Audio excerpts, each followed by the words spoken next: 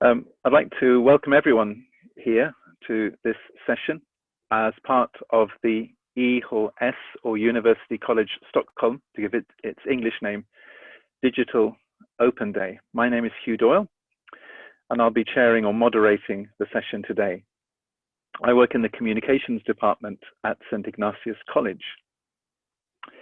This session is designed to introduce two of our master's programs that we offer. The first is, first in no particular order of sequence or importance, but the first is in International Relations and Ecumenism.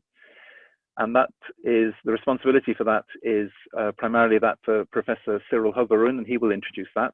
And the other is the Masters in Religion, Politics and Democracy, and Professor Davor Džalto is primarily responsible for that program, and he will introduce that for us as well. I'm very happy to hand over to Davor, who will introduce the structure of master's programs and then introduce his own course, and then followed by Cyril. Thank you very much, Davor. Thank you, Hugh, and thank you all who joined us today for this virtual open day, and those who will be watching this later on YouTube for your interest in these programs. I'll first try to give an outline of these two programs that actually follow a very similar structure. So my dear colleague Cyril will then talk more about the specificities of the program in international relations and ecumenism, but the general structure is fairly similar, and then I'll talk more specifically about the program in religion, politics and democracy. As it is stated both on the website and in the materials that we prepared, the primary aim of this particular program is to educate future professionals and scholars in the understanding of the relation between religious institutions and ideas and the public sphere. How this is done in terms of concrete courses and course content, I will explain in a minute. But first, I would like to say that this is a 2-year program, both of them are, and it is done primarily online. So most of the courses in the case of this program, everything is online. So you can join from wherever you are in the world and participate in the coursework. And of course, at the end of those 2 years, you will be required to write a master's thesis.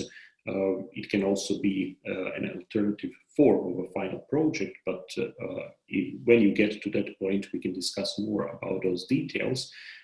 In order to all of this coursework and the final project / thesis in order to complete the requirements for your master's degree.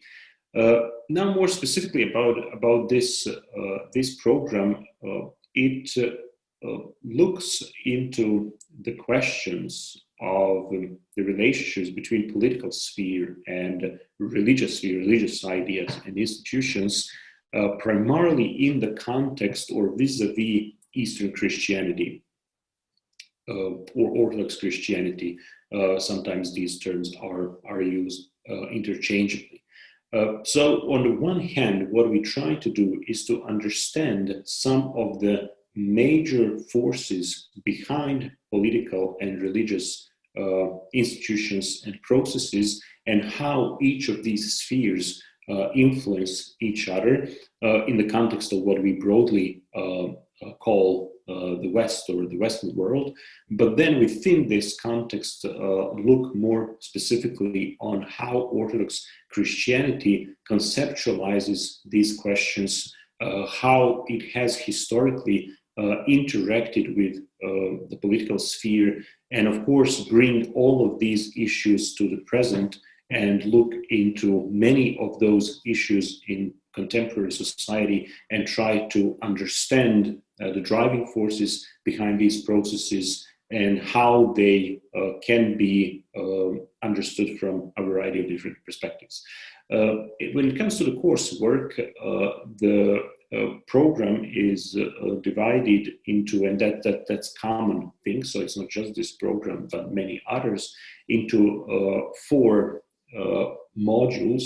Every year has 4 modules, and the whole program has, of course, 4 semesters. Module here just simply means first half of the first module, first half of the first semester of your studies. Then the second half of the first semester is the second module, and then 2 other modules within the first year, and then the same repeats the year after. So the courses do not run throughout the semester from late August or September up until the end of the year. Here it is divided into these modules. So this is just a technical remark, how it's organized. It might be relevant for your planning of time and how to approach these studies and these courses. So in the first year, in the fall semester, you will begin in the program Religion, Politics and Democracy with 2 courses. So first module is dedicated to 2 courses, theories and methods in the study of religion, politics and democracy, and Orthodox Christianity, past and present. Since you can come to this program from a variety of backgrounds, it doesn't necessarily need to be theology or Orthodox theology. It is important that before going into more detailed courses that more specifically engage with the questions that the program deals with, that we are, as we would say, on the same page, that we all understand some of the basic terminology, some of the basic methods that we are going to use. And that is why this course, primarily theory and methods in the study of religion, politics and democracy, where we will discuss things such as critical thinking skills, skills necessary to successfully analyze texts and engage with complex ideas, but also to actually be exposed to a variety of techniques that you can use in your own academic or scholarly work. The second course, Orthodox Christianity, Past and Present, really gives you a background, if you don't have one, in Eastern Orthodoxy, Orthodox Church, its structure, some of the basic teachings, and how these things evolved over a long period of time, so that we at the same time learn about some of the foundational aspects of faith and tradition, but at the same time that we see how these things change over time. And this is something important for some of the courses that are coming up later on, actually already in the second module, where you will have political theologies in Orthodox Christianity. And there the focus is on how theological ideas have been used and are used in order to articulate political sphere, and of course how very political practice and also ideas from political philosophy shape and influence theological thinking of the social and political reality. After that, or in parallel to that, there is a course on religion and politics from Pax Romana to Pax Christiana, and it continues in the following semester, module 3, which is basically the second part of that course, from Pax Christiana to Pax Americana. This course covers the period from the ancient world, first half of the course, Pax Romana to Pax Christiana, from the ancient world, ancient Roman political ideas and political practices, and how they interacted with religious sphere and vice versa, up to the Protestant Reformation. The second part of the course, Pax Christiana to Pax Americana, deals with the modern world and how these ideas and institutions influenced each other over the period we generally call modernity, including postmodernity over the last couple of decades. The purpose of these courses is to give you a foundational knowledge of most important developments, primarily vis-a-vis religious and political institutions. And of course, in that context, what kind of narratives are used to articulate or justify or to promote some of the political and even imperial aspirations within each given context. Again, the focus is on what we call the Western world. So from ancient Rome, and how this also gradually, the idea of the West emerged over the course of these processes. The first year then continues with the courses on post-secularization in modern political philosophy, democracy and liberalism course, contemporary challenges, and there is one more course that is an elective course, so you can choose from any course that's offered at Stockholm School of Theology that is relevant for a particular field you would like to focus on in view of your future academic work or your thesis. Post-secularization in modern political philosophy really unpacks the issue of secularization. Things like secularization paradigms that eventually were abandoned for something that we nowadays call post-secularization, sometimes also called re-sacralization of the public and political sphere.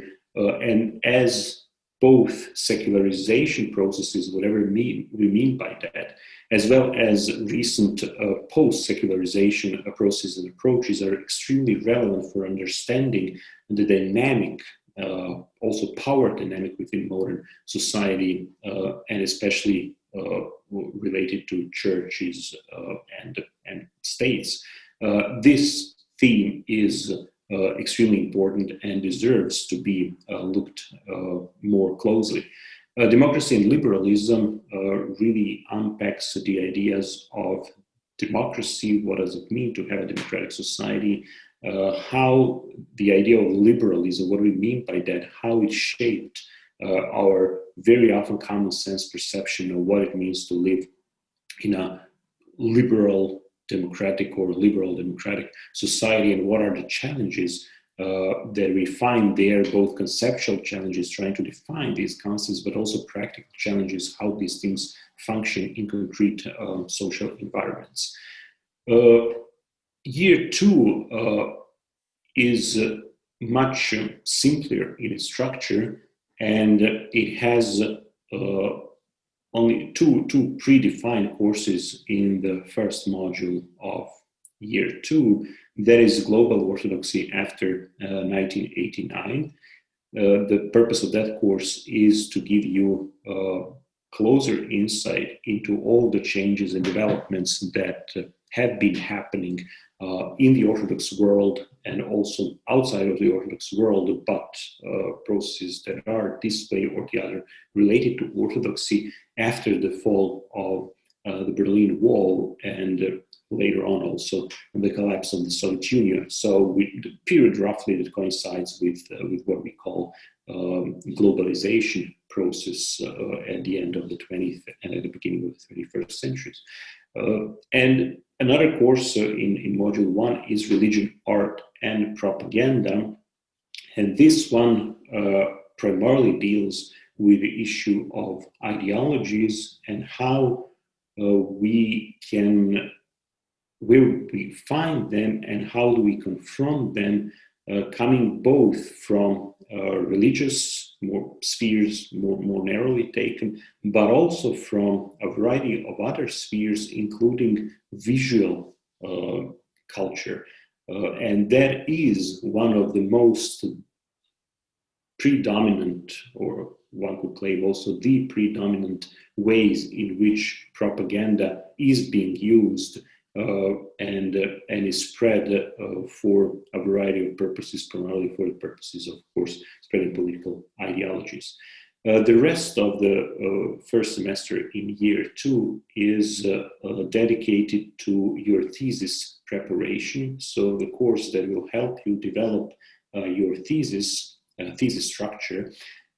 And there is an elective course, again, your choice, what you find the most beneficial, the most meaningful course that's offered at Stockholm School of Theology, which complements your studies and helps you focus more on the issues you are particularly interested in related to your master's thesis. And the last semester in year 2, so the 4th semester of your studies, is dedicated exclusively to your master's thesis that you're supposed to develop, of course, in consultations with your thesis advisor, and of course using all the knowledge and experience that you have gained from the previous courses and course work. So this is an overview, a very general one, but I tried to give you an insight not only into what are the courses there, but also a little bit of what each of these courses contains, what they are meant for. And I would be happy later on, of course, to help you with any particular questions you might have, but wouldn't take more of your time, and especially not to take more time from Cyril and his presentation.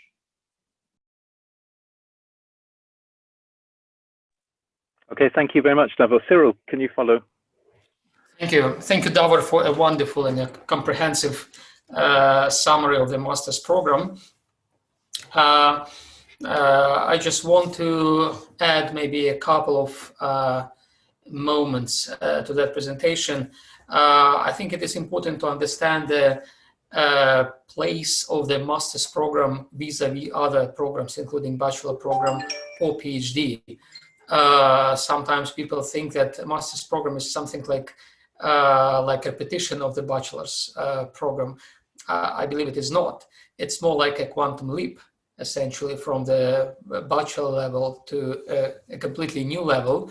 Sometimes I explain the meaning of the master's program by saying that what you've studied on the bachelor level, now you need to question everything that you've studied on the bachelor level in the master's program. So essentially, master's program is about developing a critical thinking, about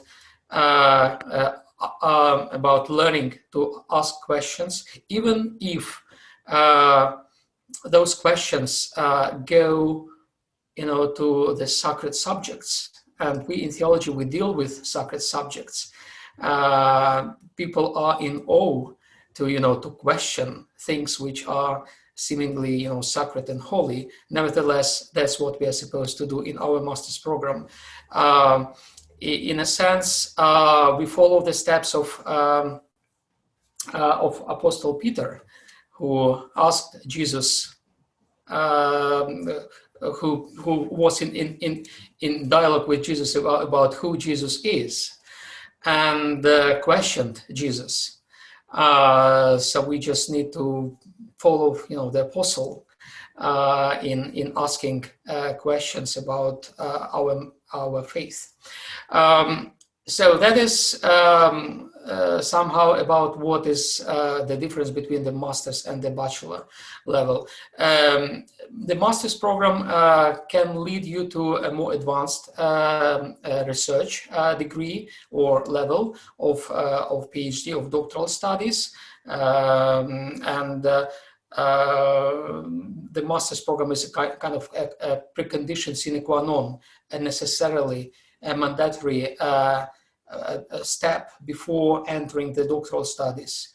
It's really important to complete this master's level in order to go further to the next cycle of studies. For me personally, I should say it is a bit of a challenge to participate in the development of the master's program. At St. Ignatios, I had an experience of developing master's program for the theological institutions of the Russian Orthodox Church. Until recently, relatively recently, for instance, in the Russian Orthodox seminaries and academies, there were there was no differentiation between master's and bachelor. And essentially we had seminaries and academies essentially repeated what students studied in the seminaries. It was to a greatest extent waste of time. That's why we had to introduce this differentiation between the master's and the bachelor level, and that was somehow my task. What I learned from my experience of kind of reforming the system of education of the Russian Church, I tried to implement here in St. Ignatios, and I believe it is an excellent platform for this kind of implementation. And I believe that the master's program in Orthodox theology,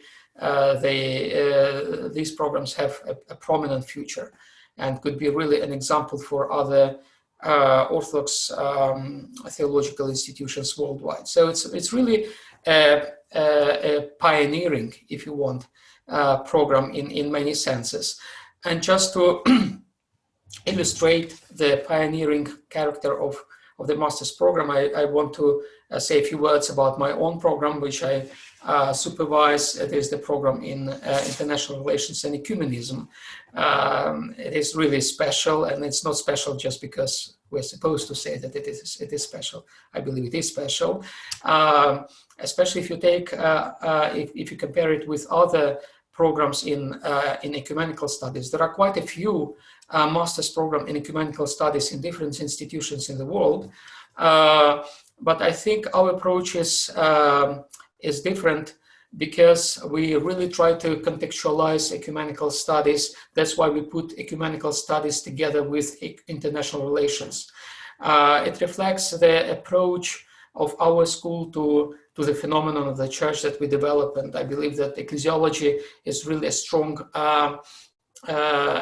point of our studies of our school, where we try to study the phenomenon of the church in the context of socio-political developments. And if you look at our master's program, you will see that we study the phenomenon of the church in the context of different environments in which the church grew, like the imperial environment of the Roman Empire, then the Ottoman Empire, the Muslim states, then the modern secular states, communist states, and so forth. We believe in our school that the church cannot be extracted from the socio-political environment where it grows. That's why in order to understand properly the church, one has to take into consideration those environments. And the same applies exactly to the ecumenical studies. The ecumenical studies are not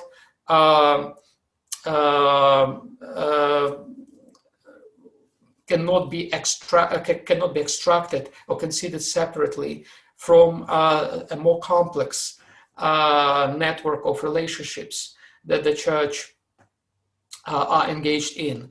That's why we believe that the ecumenical studies are relevant to the international relations. We also consider and focus in our studies on the Inter-Orthodox Relations, which is a kind of a sort of internal ecumenism for the Orthodox churches. This has become particularly a debatable question in the recent years, in the recent time, when the Orthodox Church has gone through several crises and found itself on the verge of splits. And in order to bridge those splits, we offer solutions to some of those crises. We try to figure out how to avoid these splits and these divisions. It's not that we are just like oracles, we come up, we have a revelation how to overcome those solutions. No, the solutions come from meticulous study of the circumstances, of the reasons, including socio-political reasons that had led to the crisis, and we try to figure out our solutions to how overcome those crises. We do it together with our students, and interactivity and engagement is one of the kind of articles of our faith in St. Ignatios, our creed. The students are engaged, and we elaborate upon the solutions, actual solutions for the actual problems in the Orthodox Church together with our students. So if you want to be a part of a think tank, as it were, I think, one of the best think tanks in the Orthodox world. Please do join us. You will become a part of this think tank. So that is what I wanted to add to a marvelous description by Davor about our program. And I think now we will be happy to answer your questions. Thank you both very much indeed. I have one preliminary question, if I may, put to both of you, and that is, can you explain something of how teaching is, how it takes place on the master's programs? I mean, are students able, are they sitting in lectures online, or are they in seminar discussions, or is it a one-to-one? Can you just say briefly, each of you, how it is to teach these courses or to be a student in these courses? Davor, do you want to begin? Yeah, sure. We have a variety of teaching methods. Let's call it that way. So it is not primarily and certainly it is not exclusively teaching where there is a teacher who just talks ex cathedra, and then students maybe pose a couple of questions, and that's all. For some of the courses, that is a useful method, and we also practice that. But since it is an online program, I'm talking now primarily of the program in religion, politics, and democracy. In addition to that, and more commonly, we have a combination of pre-recorded lectures that students can watch at any time that suits them during a certain period of time, during the week, for example, in which this particular theme is discussed, and the lecture on that theme is about.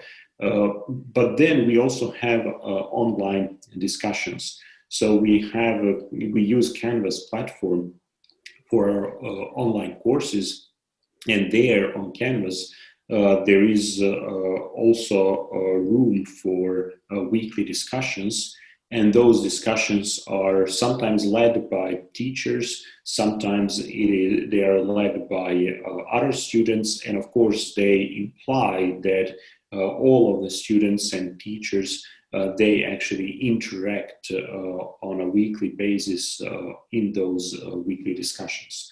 Then we also have something that we could call live discussion sessions, where students and teachers meet at scheduled time, and that is mostly used to actually address issues that either are more practical in character, something that is related to the management of the course or student assignments. They can ask their teachers, but they can also be used to discuss more in-depth particular topic or particular subject. So it is really a combination of more classical lectures, using technological opportunities that are there on Canvas to actually turn classical lectures into a different kind of lectures, but then also having class discussions, presentations using all sorts of audiovisual materials that all is supposed to contribute to a better learning experience, as it were. Okay, thank you. Cyril, how is is it the same with your course as well? Well, more or less, yes. And I think the way of teaching reflects exactly the philosophy of master's degree, if you wish. In contrast to the bachelor degree, where students are supposed to listen to the lectures and they usually consume the information and try to learn in the class. On the master's level, it's different. Students are supposed to learn to consume information outside the classroom, whether it is a virtual classroom or on campus, a real one. So the students gather information outside the classroom, and then they come to the classroom in order to exchange information, to share, to reflect on this information, to engage with it. And I encourage my students to do that as much as possible. I don't teach essentially in my classes on the master's level. I learn from students who come and share what they've learned. What we do, usually we share presentations. So I ask students to prepare a presentation on a particular topic. Then a student makes this presentation to the rest of the group. We have a discussion, we ask questions, and the student answers question or asks his or her own questions. So it's really an engagement, an engaged learning, which we value very much. And it proves to be very successful. Students are very happy about this way of interaction. And this reflects exactly the philosophy of what they call flip-flop learning, when what in the past, in the old school, students used to learn in the class, now they learn outside the class, and what they missed usually in the class, namely to engage with one another, they do it in the class nowadays. So it's really the latest, if you want, development in the modern pedagogical methods and skills that we try to implement, and this actually works very satisfactory for the students. At least, well, if we judge it from the feedback from the students, they're very happy about that. Good, thank you both very much indeed. Can I ask it this way, that each of you puts in just a couple of minutes what you think the difference is from the other person's course? So Cyril, if you begin, and how is your course different from Davor's, and then Davor, how is your course different from Cyril's? Well, somehow those courses, as you can see, those master's program, they are not quite conventional. They don't, fall to the established rubrics like systematic theology or New Testament. It's a combination. It's a hybrid. It's a hybrid course which combines elements from different fields, and essentially they've been tailored somehow to the professors, and they reflect our interests somehow. Well, they are as different as we are different as personalities, I would say. At the same time, they are certainly they offer different perspectives. I would say that at least my perception of Davor's course is that Davor's take on theology is more from the cultural studies, from the political studies. My approach is going in the opposite direction. I approach political science and international relations from within the theological perspective somehow, and that's why I believe we perfectly supplement each other, and we add to each other somehow. So if you're interested, I would say, in kind of traditional stuff with outlooks at the political issues, socio-political issues, you can choose, for instance, my course. If you're more interested, in real world stuff, not so much kind of world of ideas as mine, real world stuff with outlooks at theology, then you could choose Davor's course. That would be my take on it. Good, thank you. And Davor?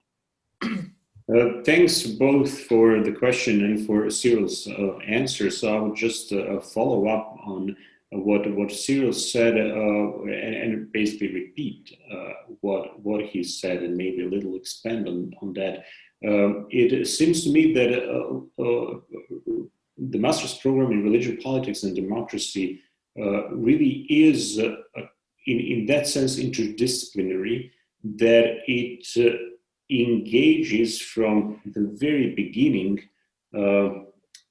these theological / religious and then political / ideological ideas and institutions into a dialogue, and we try to understand this interference, communication, and what happens there when religious ideas influence political ones, and vice versa, and when institutions, ecclesiastical and political, do the same, as opposed to the program in international relations and ecumenism, where the accent really is on the church, and things like ecumenical movement, for instance, understanding how it occurred, inter-church relations, how then churches work and function, or the Orthodox Church in the context of contemporary world, how diplomacy works there. So it is from really growing in a certain sense, and I hope I'm interpreting it correctly. If not, Cyril, please interrupt me. It grows naturally from ecclesiology. So ecclesiological perspectives that then open up to a variety of different things, including ecumenical dialogue, ecumenical movement, diplomacy, church diplomacy, but also then secular diplomacy, and how these are connected, and other things. So that would be my perspective, or my way of I think, basically voicing the same. Yeah, I agree. Yeah. Just it crossed my mind during actually Cyril's presentation that one thing that we could actually say more about, and I didn't mention that, and Cyril mentioned it, but maybe we could expand on that, are, for example, student assignments. That it might be of interest to our prospective students to actually learn something about their work, not of course going into details what are the actual assignments they're going to do, but rather the types of assignments that we use. And since we have a very diverse student population, students coming from all sorts of backgrounds, both academic backgrounds, but also just regional and cultural backgrounds, their expectations or experiences about academic context and the kind of academic work that they're supposed to do might be different. So in that sense, I just wanted also to say that in addition to these different ways of doing teaching and learning during the courses and course lectures or other types of learning activities, that also we have a variety of different student assignments. So things that students are supposed to do that, first of all, is important for them to, without that they cannot complete the course, but also is another way of, another form of learning activities. So it is not just that you sit in the course or that you just read the books and then you at the end pass the exam. It can happen within individual courses.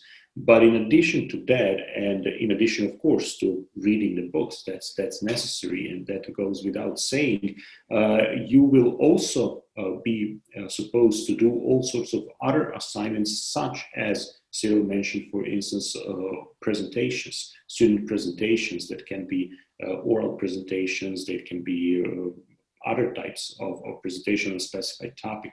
You will have things like response papers, where you are supposed to provide a short, brief response, for example, to the scheduled reading.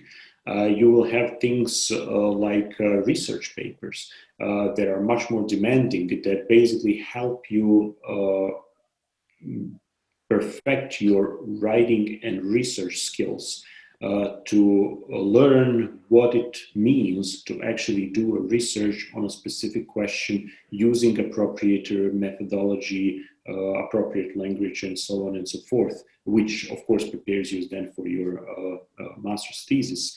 we also have tests that can happen. We also have something that's called a take-home examination, where certain kinds of questions or analysis are put to you, and you're supposed to do that within a certain period of time. So that is just to give you a sense of diversity of learning methods, and also examination methods that go way beyond the traditional way of oral or written examination, which is there, but our teaching and learning methods and assignments are not reduced to that.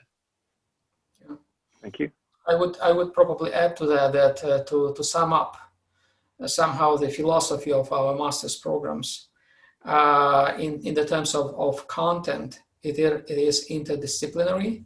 In the terms of method, it is interactive. So those are two pillars of the master's program. Good, thank you. I think, Cyril, you mentioned, maybe it was Davor, the possibility of a project sort of in place of or as part of the research thesis. Can you say briefly what that might look like, what that might be? What sort of projects do you have in mind? I think it was Davor who mentioned it. Davor. Yes. Well, it's a possibility to do something. It depends, of course, on the interests of the individual student and the type of question or a kind of research they want to do. So it could, potentially speaking, look like many different things. It could look like policy papers. It could look like producing concrete projects of social or activist kind in a real physical, social, and political environments that would then, of course, have this research and paper dimension. So a production of a certain kind of thesis, paper-based, words-based, is inevitable, but it can be also done together with some other types of activities. So something that resembles NGO activist work that could go along the lines of producing or relating the research with the production of something we could call policy papers or other types of documents, depending, of course, on the kind of project. Hypothetically speaking, although maybe not applicable to most of the students and their interest in this program, but generally speaking, it could be an exhibition on a certain subject, and then a thesis that would contextualize that and properly do a research on a particular topic, and so on and so forth. So that's why it could be either the final thesis project or a thesis, meaning primarily a research thesis. I should add that those who aspire to continue to PhD level and do a PhD thesis, probably it would be advisable, again, repeating, depending on the narrow field and the topic you want to pursue, to actually go with the traditional and research-based master's thesis. Those who see themselves primarily in pursuing professional careers, so not research-oriented or scholarly careers, but work in the NGO sector, governmental organizations, international organizations, diplomacy, and so on and so forth, they might think that using for certain kinds of themes, that using those expanded media, so to say, for their final project could be much more beneficial. And I just want to add to that as I mentioned earlier, the master's program functions not just an educational institute, as it were, but also a think tank addressing real world problems, the problems pertinent to to the current orthodoxy or Christianity, if you want. So the projects that the students could be assigned may include also guidelines how to solve real problems, either global orthodoxy or global Christianity. So students are prepared to and are expected to be able to address those real problems, and that is, I believe, that is the focus of our program. Good. Thank you very much indeed. I just want to say that well, it's really a kind of unique program, and it's not because we are supposed to say it is unique. If you compare, if you do your kind of homework to compare this program with others, you will find that it is quite different, and you will find a very friendly environment of studies, a very international environment. It's really an international program, and it includes students from over the world. Sometimes I should say that I had personally to rearrange, the hours of teaching in order to accommodate people, from the United States, Europe, and Australia. People come from over the world, and you will find a very international environment, and I hope you will enjoy it. Thank you. Thank you very much indeed. Well, thank you for coming, for all of you, for the presentations from Davor and Cyril, and also for those of you who have come as visitors. If you would like to know more, read the websites, and it's very easy to apply for the courses from there.